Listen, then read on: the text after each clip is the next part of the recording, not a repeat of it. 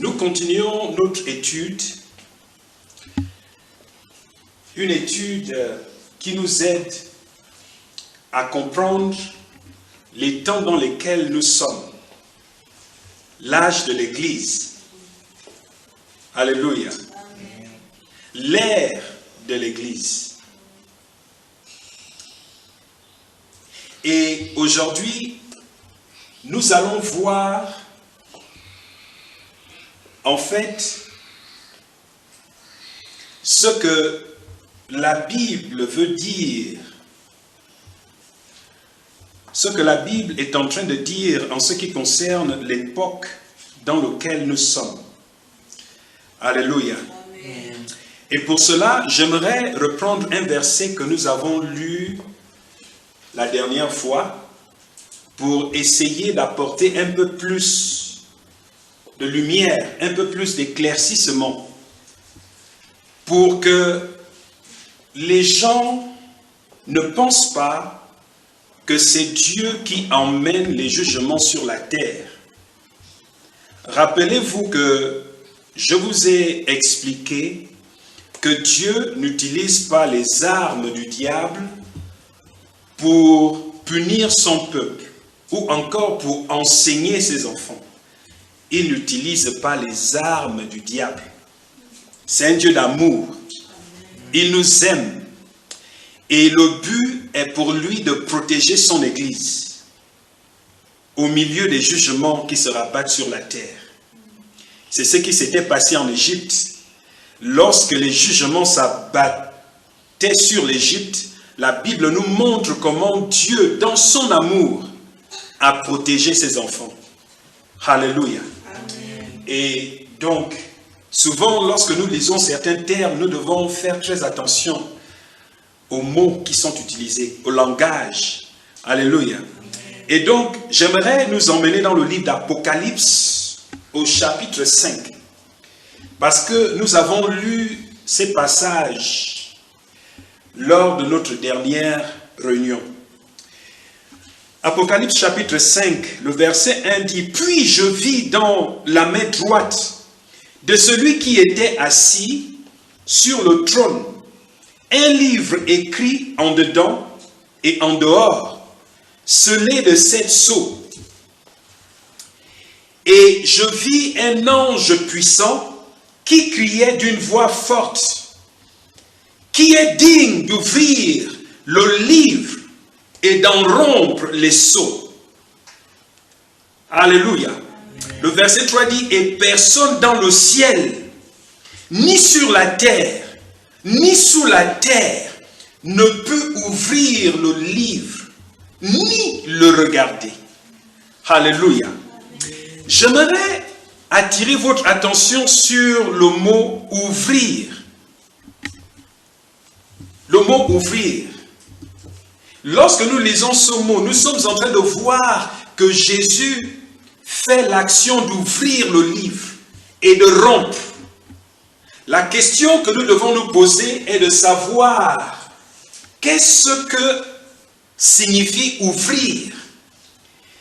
Est-ce que ça veut dire que c'est Jésus qui emmène les jugements sur la terre pour punir les vivants, pour punir les humains, puisqu'il est en train d'ouvrir le livre?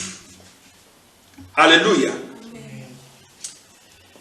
Et pour cela, j'aimerais que nous puissions regarder attentivement le verset 2. La Bible dit « Et je vis un ange puissant qui criait d'une voix forte, qui est digne d'ouvrir le livre et d'en rompre les sceaux. » Alléluia. Amen. Donc ici, avec la compréhension des Écritures, parce que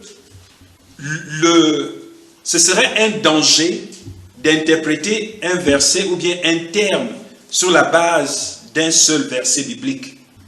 Alors, si nous regardons un peu, en fait, l'action de Dieu au fil des années, nous nous rendons compte que le terme « ouvrir » ici veut tout simplement dire révéler. Alléluia. Révéler. Jésus révèle. Lorsqu'il ouvre le livre, il révèle, puisque Jean est ravi en esprit au ciel. Et Dieu doit révéler à Jean ce qui doit arriver. Le livre ici est symbolique. L'action aussi est symbolique.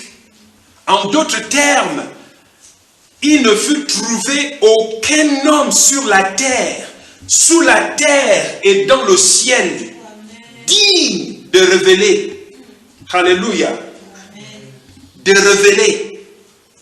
D'ouvrir la compréhension de Jean, la compréhension des hommes par rapport à ce qui doit arriver.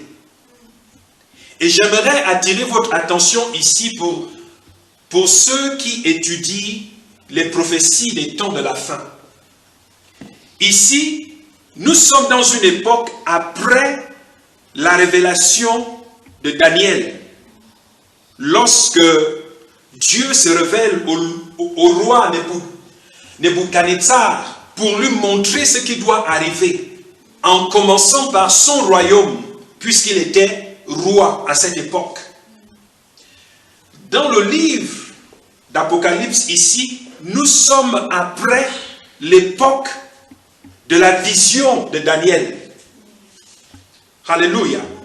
Nous sommes à l'époque, à l'approche et pendant et après l'arrivée de Jésus. Alléluia. Et donc ici, la Bible nous dit que Jésus révèle à Jean ce qui doit arriver.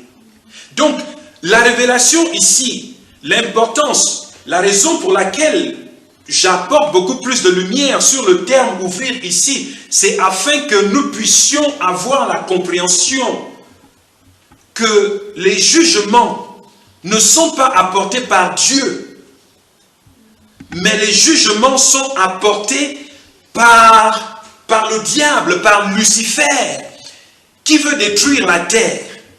C'est pourquoi, lorsque nous allons lire le chapitre 6, je suis en train d'expliquer ce terme pour nous aider à comprendre le chapitre 6 du livre de Genèse. Parce que dans le chapitre 6, la Bible nous montre un peu tout ce qui arrive sur la terre. Depuis l'époque de Jésus jusqu'à nos jours. La persécution, la tribulation, les souffrances, les systèmes politiques, les systèmes qui en fait influencent le monde aujourd'hui. Le chapitre 6 nous aide à comprendre ces choses. Mais il est important de toujours mettre les fondements afin que nous puissions avoir la compréhension que le jugement, que la destruction ne provient pas de Dieu. Dieu aime le monde. Autrement dit, Jésus n'aurait pas dit que Dieu a tant aimé le monde qu'il a donné son Fils unique, afin que quiconque croit en lui ne périsse pas, mais qu'il ait la vie éternelle. Alléluia. Donc la destruction ne vient pas de Dieu. Alléluia. Il était important que Jésus révèle à Jean ce que le diable, en fait, est sur le point de faire, ou encore ce que le diable a fait. Alléluia. Et cela avait aidé à ce que Jean puisse aider l'Église, les 7 églises, à avoir ce message et d'emmener ce message au reste du monde. Alléluia. Et pour cela, j'aimerais nous emmener maintenant dans le chapitre 6 du livre de Genèse, puisque nous avons compris que l'action d'ouvrir veut tout simplement dire révéler. C'est une prophétie. Jésus prophétise. En d'autres termes, il révèle à Jean ce qui doit arriver. Alléluia. Waouh. Gloire à Dieu. Révélation chapitre 6, le verset 1. Alléluia. Certains disent Apocalypse, Mais Apocalypse, en d'autres termes, c'est la révélation, en fait. Alléluia. Donc, c'est vrai que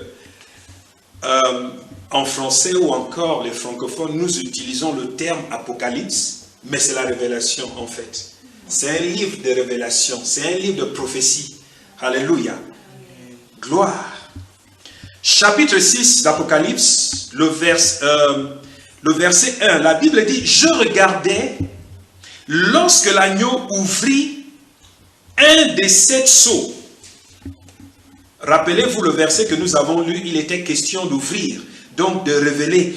Donc, ici, la Bible dit « Je regardais et quand l'agneau ouvrit un des 7 sceaux, ça veut dire révèle ce que représente le premier des 7 sceaux. Alléluia. La Bible dit, et j'entendis l'un des 4 êtres vivants qui disait comme d'une voix de tonnerre, viens. Et je regardais et voici parut un cheval blanc. Celui qui le montait avait un arc. Une couronne lui fut donnée et il partit en vainqueur et pour vaincre. Alléluia. Ici, j'aimerais attirer votre attention parce que les gens pensent que ce cheval blanc, c'est Jésus ou encore ce cheval blanc, c'est l'Église. Alléluia. Rappelez-vous, l'Église ne dirige pas ce monde. L'Église ne dirige pas ce monde. Mais l'Église impacte ce monde avec l'évangile de Jésus-Christ. Alléluia. Donc, ce cheval définitivement n'est pas Jésus. Ce cheval blanc également n'est pas Lucifer. En fait, n'est pas l'Église de Jésus-Christ. Le cheval blanc ici représente en fait les puissances politiques, les puissances gouvernementales, les puissances qui dirigent le monde, les puissances en fait humaines qui dirigent le monde. Et nous connaissons tous l'histoire de la colonisation, comment en fait le monde, les puissants du monde ont colonisé les faibles du monde. Alléluia. J'aimerais vous montrer dans un premier temps, parce qu'il y a confusion, le cheval blanc qui se révèle à Jésus. Et pour cela, j'aimerais nous inviter dans le livre d'Apocalypse, le chapitre 19. Et je veux que nous puissions lire le verset 11. Alléluia. Pour que nous sachions ce que représente le cheval blanc. Oh, gloire, gloire, gloire, gloire. Alléluia.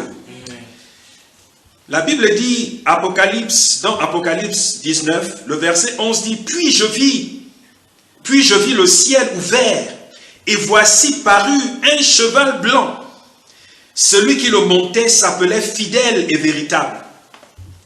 Vous voyez, il y a la description ici, afin que nous puissions faire la distinction entre le cheval blanc dans le chapitre 6 et le cheval blanc dans le chapitre 19. Celui qui le montait s'appelait fidèle et véritable, et il juge et combat avec justice. Ses yeux étaient comme une flamme de feu, sur sa tête étaient plusieurs diadèmes, il avait un nom écrit que personne ne connaît si ce n'est lui-même. Et il était revêtu d'un vêtement teint de sang. Son nom est la parole de Dieu. Alléluia. Oh, gloire. Les armées qui sont dans le ciel le suivaient sur les chevaux blancs. Vous voyez? Revêtu d'un fin lin blanc pur. Alléluia. J'aimerais vous montrer un autre passage qui parle de ces armées. Qui parle de ces armées qui suivent le Seigneur Jésus. Alléluia. Afin que nous sachions que le chapitre 6 d'Apocalypse n'est définitivement pas Jésus. Et c'est même pas ses armées ou encore l'Église. Et pour cela, j'aimerais nous emmener dans le livre de Zacharie. Zacharie chapitre 1, dans le verset 8. La Bible dit, « Je regardais et pendant la nuit, voici un homme était monté sur un cheval roux et se tenait au milieu des myrtes, dans un lieu ombragé. Il y avait à ses côtés des chevaux roux, chauves et blancs. » Alléluia. Des chevaux roux, chauves et blancs. Je dis, qui sont ces chevaux, mon Seigneur? Et l'ange qui parlait avec moi me dit, je te ferai voir qui sont ces chevaux. L'homme qui se tenait parmi les myrtes a pris la parole et dit, ce sont ceux que l'Éternel a envoyés pour parcourir la terre. Alléluia. L'Éternel les a envoyés. Vous savez, lorsque vous lisez les Écritures, faites toujours attention à cet aspect. La parole de Dieu est précise. Dieu se rassure que chaque révélation qu'il donne, il donne ses révélations avec précision. Alléluia.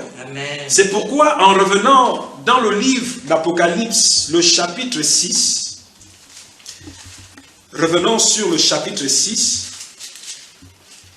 Oh, gloire! Le chapitre 6, vous voyez que la Bible dit au verset 1, « Je regardais quand l'agneau ouvrit un des 7 sceaux, et j'entendis l'un des 4 êtres vivants qui disait comme d'une voix de tonnerre, « Viens !» Et je regardais, et voici parut un cheval blanc. Celui qui le montait avait un arc. Une couronne lui fut donnée, et il partit en vainqueur et pour vaincre. Alléluia. Vous voyez, il y a un point final. Alléluia. Pour vaincre. La question est de savoir, lorsque nous regardons un peu l'histoire, quels sont ceux-là qui ont vaincu le monde? Les puissances politiques. Alléluia. Les puissances politiques en Europe. En Europe, ces puissances sont parties de l'Europe jusqu'aux Amériques, au nord et au sud, pour coloniser avec force.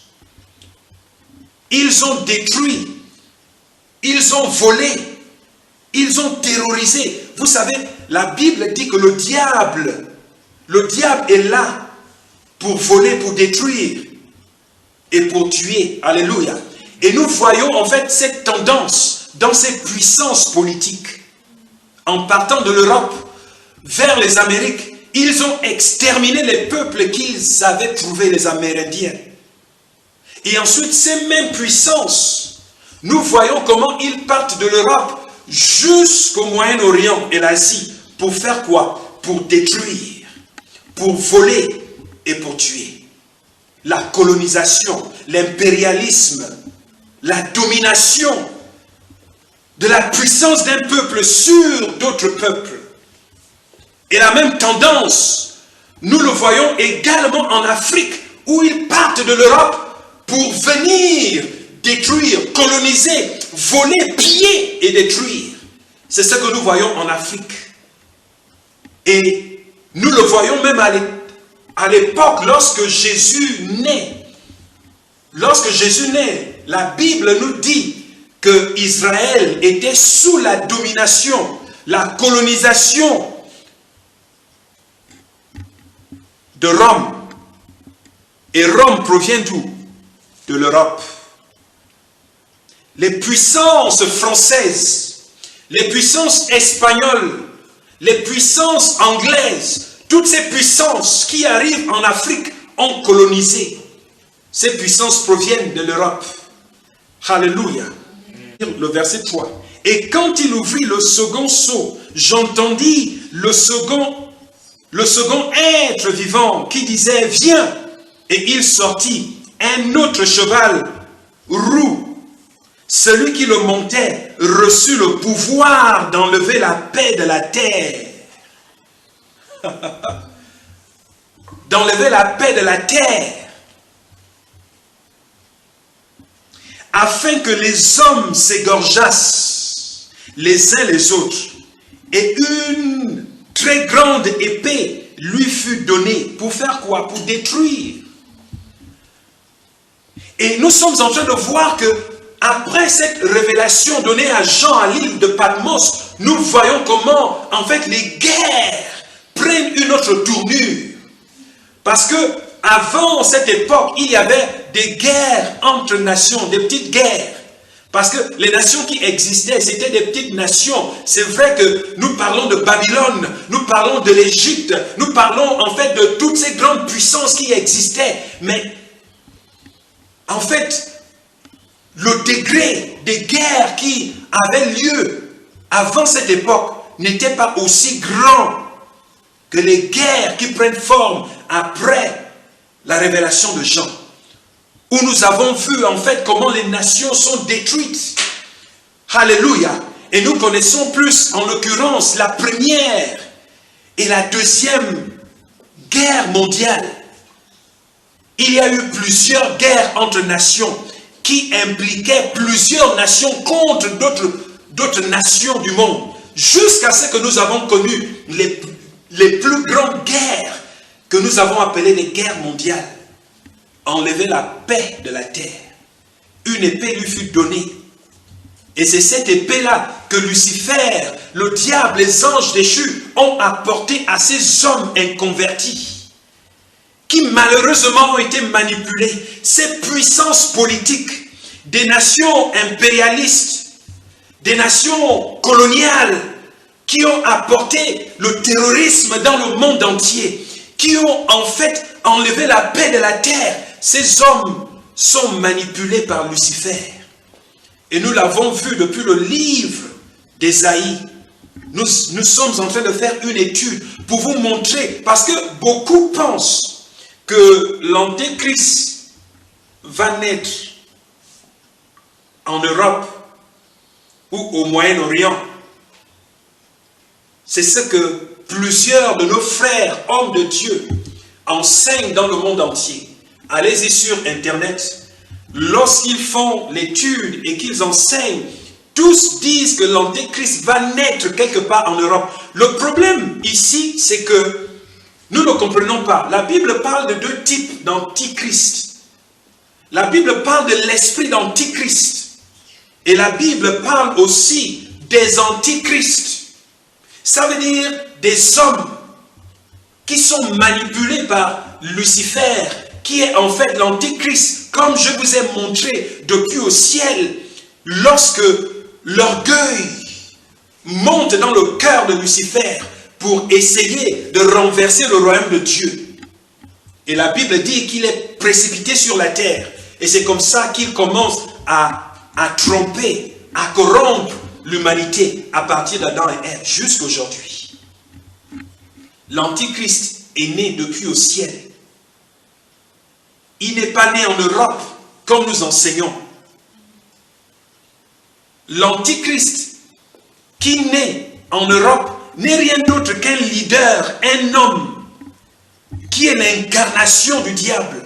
Parce qu'un esprit a besoin d'un corps physique pour opérer dans un monde des particules, dans un monde physique. Donc, nous devons voir que l'Antichrist est né depuis au ciel. C'est Lucifer qui est sur la terre. Et nous avons des anges déchus dans le monde entier qui ont, au fil des années, au fil des âges de l'existence de l'humanité, ont utilisé les puissances politiques pour terroriser le monde, pour enlever la paix de la terre. C'est ce que la Bible nous enseigne. Alléluia. Oh, merci Seigneur. La Bible dit au verset 3, « Quand il ouvrit le second sceau, j'entendis le second être vivant qui disait, viens.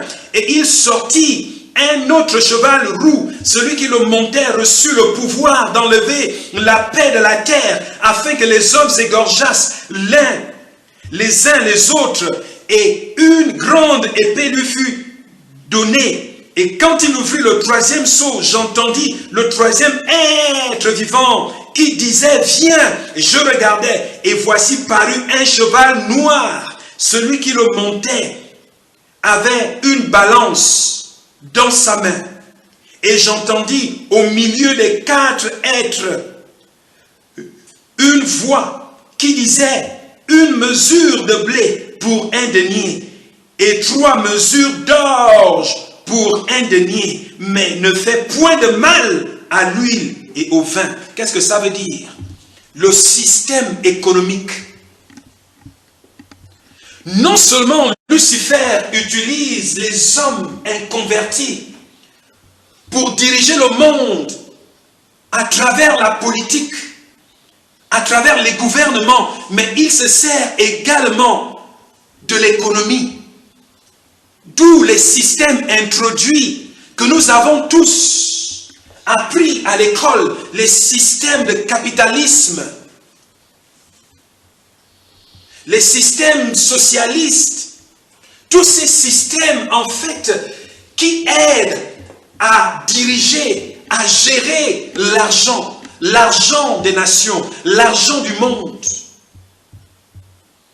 C'est pourquoi nous pouvons voir la souffrance dans le monde entier aujourd'hui.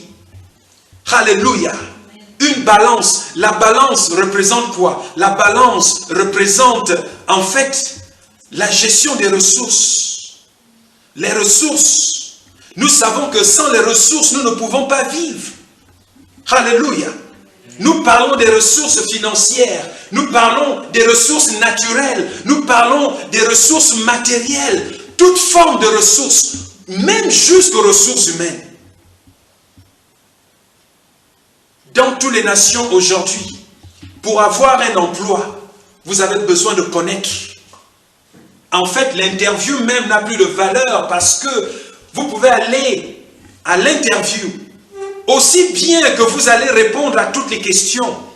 Si on n'aime pas votre visage, si vous ne connaissez personne, si vous n'avez pas la grâce de Dieu, il est fort probable que vous n'aurez pas cette opportunité d'emploi, cette opportunité d'affaires.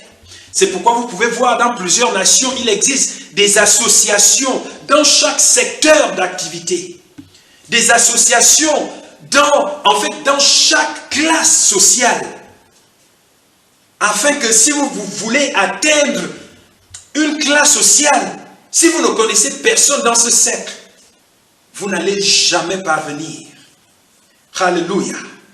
Donc non seulement Lucifer enlève la paix de la terre, il se rassure également que les ressources qui existent pour le bien-être de l'humanité sont entre ses mains, entre les mains des gouvernements. C'est pourquoi vous pouvez voir aujourd'hui qu'aussi bien qu'un peuple peut voter un président, lorsqu'ils sont au pouvoir, c'est maintenant comme si l'argent du pays les appartient et le peuple souffre. Le système gouvernemental, le système capitalisme, le système économique sont tous des stratégies démoniaques pour maintenir l'homme assujetti, afin que, en souffrant, qu'il se retrouve en train de renier Dieu. Et ça donne la possibilité à cet homme qui souffre d'épouser la doctrine de Lucifer. C'est pourquoi beaucoup d'hommes, en fait, suivent ses pouvoirs. Et moins d'hommes suivent la voie du Seigneur. Parce que la souffrance fait en sorte que l'homme, en fait, soit faible. C'est pour affaiblir l'homme, afin de ne pas se tourner vers Dieu. Parce qu'aujourd'hui, nous pouvons même le voir, où beaucoup de chrétiens, plusieurs hommes de Dieu, ne peuvent plus servir Dieu selon la doctrine pure, mais se mettent maintenant à se compromettre. Pourquoi? Parce qu'ils veulent en fait avoir la ressource. Sans les ressources, nous ne pouvons pas servir Dieu. Beaucoup tombent, beaucoup cèdent à cause de la pression, le système dans lequel nous fonctionnons. Alléluia. C'est pourquoi Paul dit que dans les derniers jours, beaucoup abandonneront les doctrines pures de Christ pour s'attacher à des doctrines des démons, des esprits séducteurs. C'est à cause de cela. Où nous sommes maintenant motivés par l'argent. Non pas parce qu'ils voulaient le faire initialement, mais à cause de la difficulté, de la souffrance. Parce que nous avons besoin d'argent pour servir Dieu. Nous avons besoin d'argent pour prêcher l'évangile. Mais comme cet argent n'est pas disponible, ceux qui sont faibles sont obligés de se corrompre. C'est la stratégie du diable. Pour détourner plusieurs enfants de Dieu. Pour détourner l'humanité contre Dieu. La Bible dit que Jésus révèle à Jean ce que le diable, les stratégies du diable. C'est afin que l'Église soit équipée pour que nous puissions savoir ce que le diable fait, afin de prêcher l'Évangile dans la tribulation. Beaucoup parlent de la tribulation. Nous enseignons que la tribulation va arriver. Non, la tribulation a commencé depuis avant même que Jésus ne naisse. C'est pourquoi nous pouvons voir comment Jésus est persécuté. Les disciples sont persécutés. L'Église de Jésus est persécutée jusqu'aujourd'hui. Mais vous savez, pour ceux qui sont imprégnés des Écritures, la tribulation va en fait d'intensité en intensité. Alléluia. Lorsque l'Antéchrist va se présenter, lorsqu'il va se révéler officiellement au monde, le niveau de tribulation sera tel qu'il est mieux que nous puissions maintenant travailler aujourd'hui à notre salut. Parce que ces temps ne seront pas comparables au temps de tribulation d'aujourd'hui. Alléluia. Lorsque nous parlons de l'âge de l'Église, nous devons avoir la compréhension que plusieurs événements se déroulent en même temps. L'Église règne de par la prédication de l'Évangile. Alléluia. Mais également le diable fait son travail. La tribulation existe. C'est pourquoi les chrétiens sont persécutés depuis l'époque de Jésus jusqu'aujourd'hui.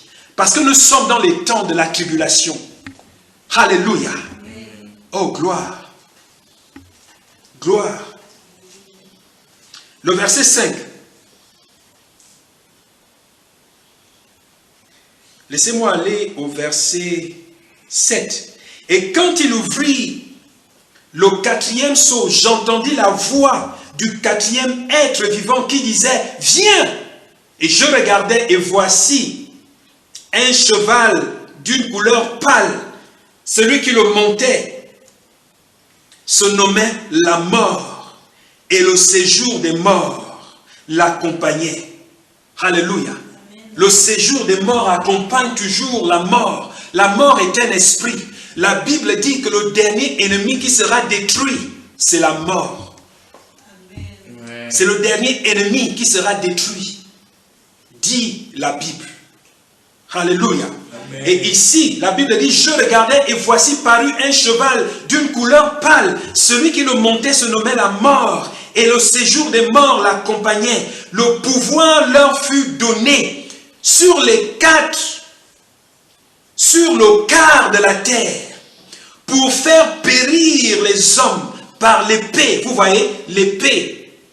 L'épée. L'épée. Vous vous rappelez du verset que nous avons lu un peu plus haut. L'épée. Donc, ne regardons pas ces chevaux, en fait, un par un. C'est une armée démoniaque, libérée par Lucifer, pour assujettir la terre contre Dieu. Alléluia. C'est une guerre spirituelle pour assujettir l'humanité contre Dieu, afin de faire en sorte que cette humanité, en fait, dans la faiblesse, dans la souffrance, dans la tribulation, puisse en fait se retourner vers Lucifer. C'est ce qui arrive. C'est ce que nous pouvons voir en Afrique aujourd'hui. où les pays africains sont assujettis par les puissances occidentales, au point où ils sont obligés de se compromettre, obligés de s'adonner à tout ce que disent ces puissances occidentales. C'est une stratégie du diable. C'est une stratégie du diable. Alléluia. Oh, gloire. Je regardais et voici parut un cheval d'une couleur pâle. Celui qui le montait se nommait la mort. Et le séjour des morts l'accompagnait. Le pouvoir leur fut donné sur le quart de la terre pour faire périr les hommes de par l'épée, par la famine, vous voyez, par la famine et par la mortalité. La mortalité ici représente en fait tout ce, lorsque nous regardons un peu l'histoire de l'humanité jusqu'à aujourd'hui, toutes les causes de mortalité. Il s'agit des famines, il s'agit en fait des inondations, il s'agit de tous ces problèmes naturels, ces catastrophiques, ces problèmes naturels, ces problèmes économiques, en fait tout ce qui entraîne la mortalité dans le monde aujourd'hui. Notre génération, la génération d'aujourd'hui, la Bible parle de mortalité. C'est un esprit qui emmène la mortalité dans le monde, sur la terre, dans les nations. C'est un esprit. Alléluia. La Bible dit, et par les bêtes sauvages de la terre. Combien de bêtes sauvages exterminent l'homme? Alléluia. Oh, gloire. Gloire, gloire, gloire, gloire, gloire. Verset 9. Quand il ouvrit le 5e sceau, je vis sous l'autel les âmes de ceux qui avaient été immolés à cause de la parole de Dieu et à cause du témoignage qu'ils avaient rendu. Alléluia. Oh, gloire. À partir d'ici, à ce niveau du verset 9 d'Apocalypse, il y a beaucoup d'écoles de pensée, plusieurs pensées, plusieurs en fait débats ici, plusieurs interprétations. Beaucoup disent qu'à ce niveau-là, l'enlèvement a déjà eu lieu. Et donc, l'Église est maintenant au ciel. C'est pourquoi le verset 9 dit que tous ceux qui avaient été décapités sont maintenant au ciel. Non, faites très attention. Faites très attention. Alléluia. J'aimerais que nous puissions relire le verset 9. La Bible dit, quand il ouvrit le 5e sceau, je vis sous l'autel les âmes de ceux qui avaient été immolés à cause de la parole de Dieu et à cause du témoignage qu'ils avaient rendu. Ils criaient d'une voix forte en disant, jusqu'à quand, Maître saint et véritable, tardes-tu à juger et à tirer vengeance sur notre sang, sur les habitants de la terre? Une robe blanche fut donnée à chacun d'eux et il leur fut dit de se tenir en repos quelque temps encore, jusqu'à ce que fût complet le nombre de leurs compagnons de service et de leurs frères qui devaient être mis à mort comme eux. Alléluia. Vous voyez, à partir du verset 11, nous sommes en train de voir en fait la réponse de Jésus. Jésus leur dit, il est important de patienter encore, car plusieurs doivent encore être immolés. Plusieurs doivent encore être décapités. On doit encore tuer plusieurs de ceux des enfants de Dieu. Donc, ça nous révèle que depuis le temps de Jésus, alléluia, et même les prophètes, depuis le temps de Jésus jusqu'à aujourd'hui, l'Église est dans une tribulation où plusieurs ont perdu la vie, où plusieurs sont en train de perdre leur vie. La persécution ne se réfère pas seulement en fait à l'épée, la manière dont plusieurs des disciples de Jésus dans la Bible étaient morts. Mais la tribulation se réfère aussi à tout ce qui enlève la liberté dans la vie d'un chrétien. Ça peut être l'économie, ça peut être le manque d'emploi, ça peut être la maladie, ça peut être tout ce qui représente la mortalité. La Bible dit que plusieurs doivent encore mourir, plusieurs d'entre nous. En d'autres termes, Jésus est en train de montrer à Jean, parce qu'à cette époque, lorsque Jean est exilé dans l'île de Patmos, l'église était dans la tribulation.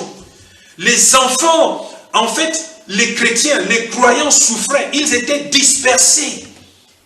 Plusieurs étaient en cachette, beaucoup se cachaient.